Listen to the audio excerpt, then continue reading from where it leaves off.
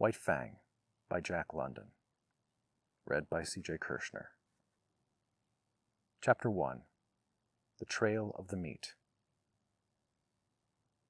Dark spruce forest frowned on either side of the frozen waterway.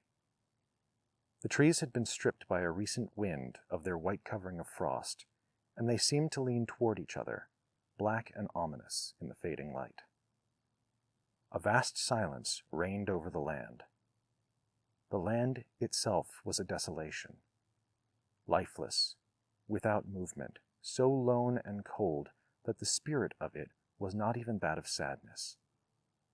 There was a hint of laughter in it, but of a laughter more terrible than any sadness, a laughter that was mirthless as the smile of the Sphinx, a laughter as cold as the frost and partaking of the grimness of infallibility. It was the masterful and incommunicable wisdom of eternity laughing at the futility of life and the effort of life. It was the wild, the savage, frozen-hearted Northland wild. But there was life, abroad in the land and defiant. Down the frozen waterway toiled a string of wolfish dogs. Their bristly fur was rimed with frost. Their breath froze in the air as it left their mouths, spouting forth in spumes of vapor that settled upon the hair of their bodies and formed into crystals of frost. Leather harness was on the dogs, and leather traces attached them to a sled which dragged along behind. The sled was without runners. It was made of stout birch bark, and its full surface rested on the snow. The front end of the sled was turned up, like a scroll, in order to force down and under the bore of soft snow that surged like a wave before it. On the sled, securely lashed, was a long and narrow oblong box. There were other things on the sled, blankets, an axe, and a coffee pot and frying pan, but prominent, occupying most of the space, was the long and narrow oblong box. In advance of the dogs, on wide snowshoes, toiled a man. At the rear of the sled toiled a second man. On the sled, in the box, lay a third man, whose toil was over. A man whom the wild had conquered and beaten down until he would never move nor struggle again. It is not the way of the wild to like movement. Life is an offense to it, for life is movement. And the wild aims always to destroy movement. It freezes the water to prevent it running to the sea. It drives the sap out of the trees till they are frozen to their mighty hearts. And most ferociously and terribly of all, does the wild harry and crush into submission man. Man, who is the most restless of life, ever in revolt against the dictum that all movement must in the end come to the cessation of movement. But at the front and rear, unawed and indomitable, toiled the two men who were not yet dead. Their bodies were covered with fur and soft tanned leather. Eyelashes and cheeks and lips were so coated with the crystals from their frozen breath that their faces were not discernible. This gave them the seeming of ghostly masks, undertakers in a spectral world at the funeral of some ghost. But under it all they were men, penetrating the land of desolation and mockery and silence, puny adventurers bent on colossal adventure, pitting themselves against the might of a world as remote and alien and pulseless as the abysses of space. They traveled on without speech, saving their breath for the work of their bodies. On every side was the silence, pressing upon them with a tangible presence. It affected their minds as the many atmospheres of deep water affect the body of a diver. It crushed them with the weight of unending vastness and unalterable decree. It crushed them into the remotest recesses of their own minds, pressing out of them, like juices from the grape, all the false ardors and exaltations and undue self-values. of the human soul until they perceived themselves as finite and small, specks and motes, moving with weak cunning and little wisdom amidst the play and interplay of the great blind elements and forces. An hour went by, and a second hour. The pale light of the short, sunless day was beginning to fade, when a faint cry arose on the still air. It soared upward with a swift rush, till it reached its topmost note, where it persisted, palpitant and tense, and then slowly died away. It might have been a lost soul wailing, had it not been invested with a certain sad fierceness and hungry eagerness.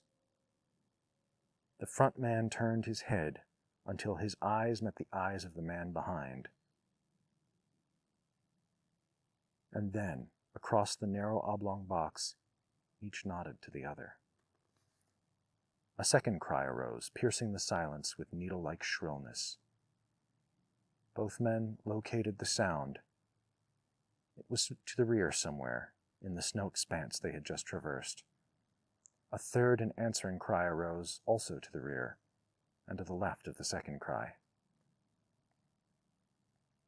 "They're after us, Bill," said the man at the front.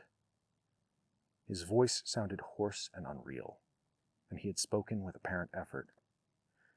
"Meat is scarce," answered his comrade. "I ain't seen a rabbit sign for days."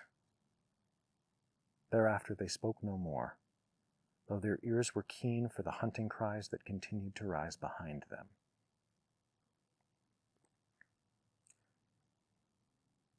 At the fall of darkness, they swung the dogs into a cluster of spruce trees on the edge of the waterway and made a camp. The coffin, at the side of the fire, served for seat and table. The wolf dogs clustered on the far side of the fire, snarled and bickered among themselves, but evinced no inclination to stray off into the darkness. "Seems to me, Henry, they're staying remarkably close to camp," Bill commented. Henry, squatting over the fire and settling the pot of coffee with a piece of ice, nodded. Nor did he speak until he had taken his seat on the coffin and begun to eat. "They know where their hides is safe," he said. "They'd sooner eat grub than be grub. They're pretty wise, them dogs." Bill shook his head. "Oh, I don't know." His comrade looked at him curiously.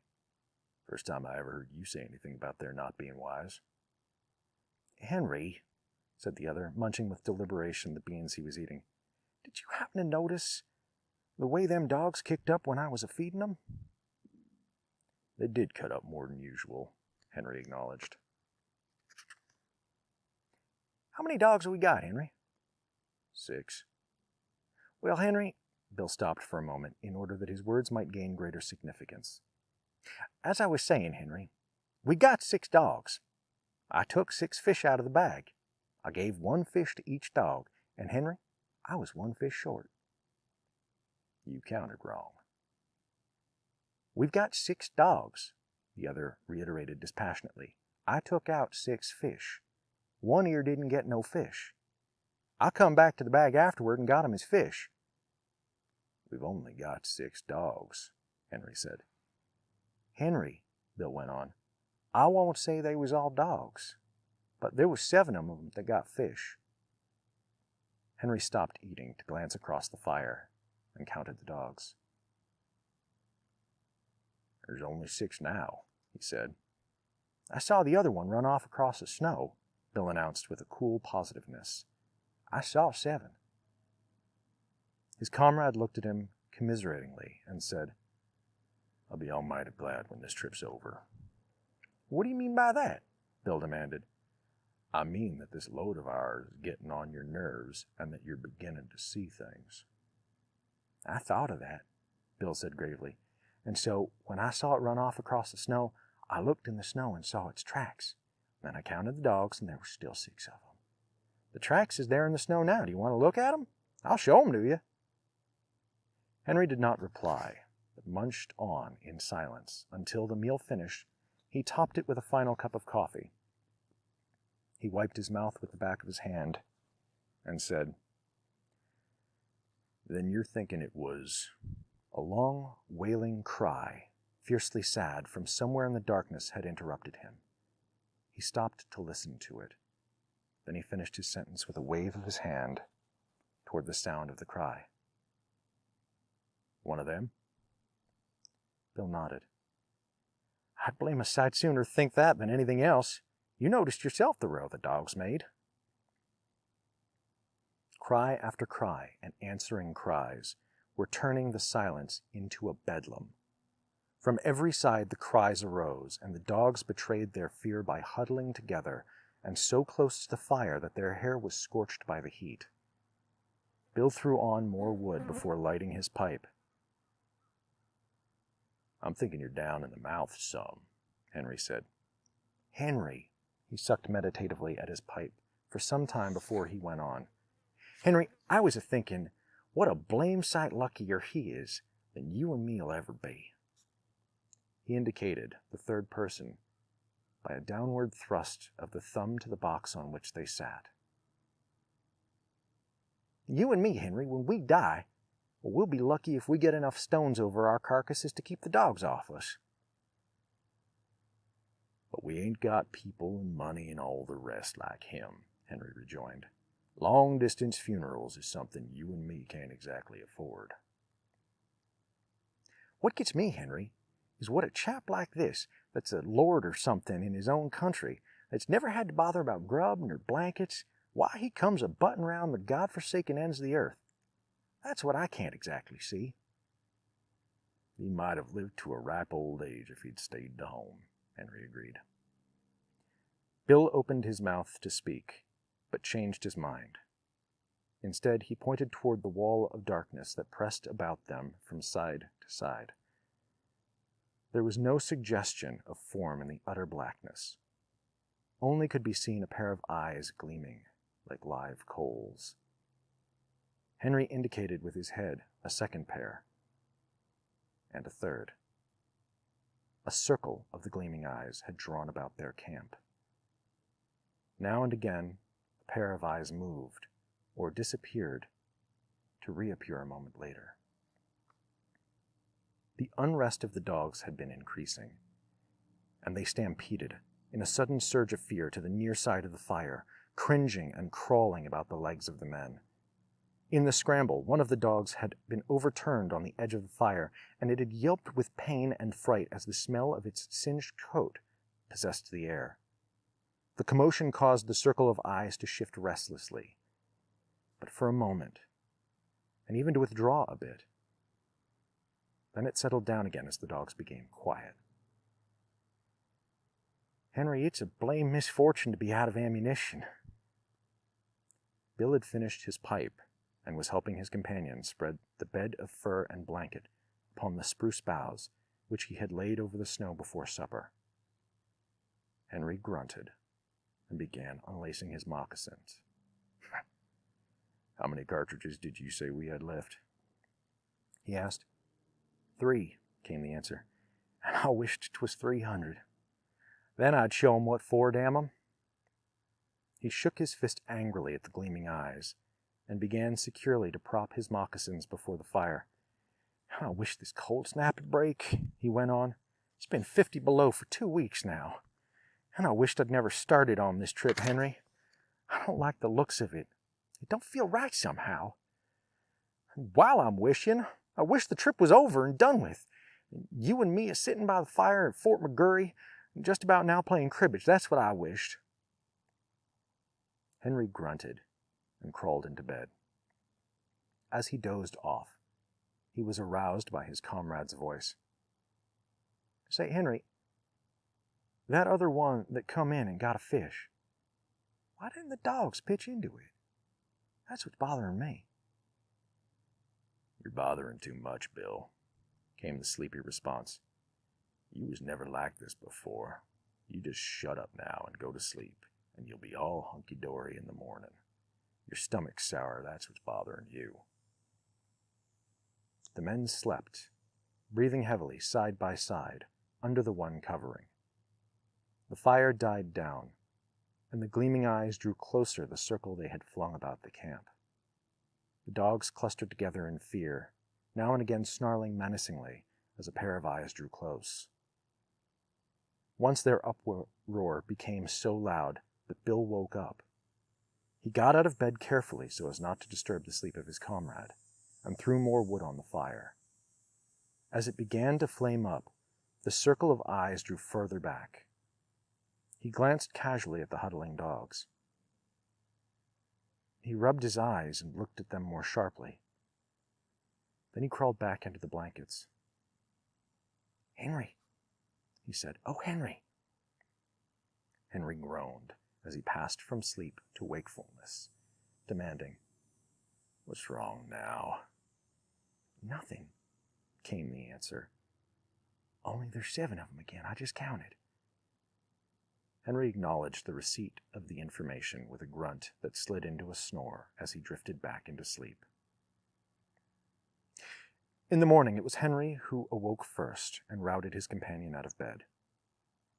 Daylight was yet 3 hours away, though it was already 6 o'clock, and in the darkness, Henry went about preparing breakfast, while Bill rolled the blankets and made the sled ready for lashing.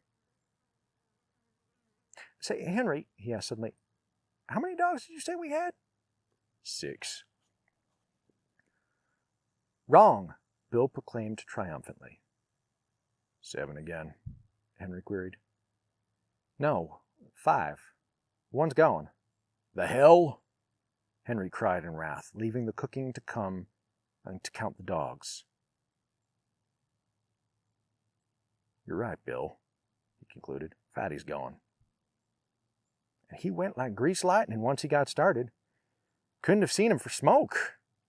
"No chance at all," Henry concluded. "They just swallowed him alive. But he was yelping as he went down their throats. Damn him." "He always was a fool dog," said Bill. "But no fool dog ought to be fool enough to go off and commit suicide that way." He looked over the remainder of the team with a speculative eye that summed up instantly the salient traits of each animal. "I bet none of the others would do it." "Couldn't drive him away from the fire with a club," Bill agreed. "I always did think there was something wrong with Fatty anyway." And this was the epitaph of a dead dog on the Northland Trail, less scant than the epitaph of many another dog, of many a man. So that's chapter 1 of White Fang, and I encourage you to check out the rest, literally, check it out. One of the things I've always admired about London's writing is how he manages to capture the raw, pitiless beauty of the outdoors and to convey the personalities and emotions and intelligences of these animals without making them overly human. This and so many other great books are available at the Kirkland Town Library, and I want to thank you for coming and sitting with me while I read it, and I want to thank the Kirkland Town Library for this amazing community building initiative. Have a good one.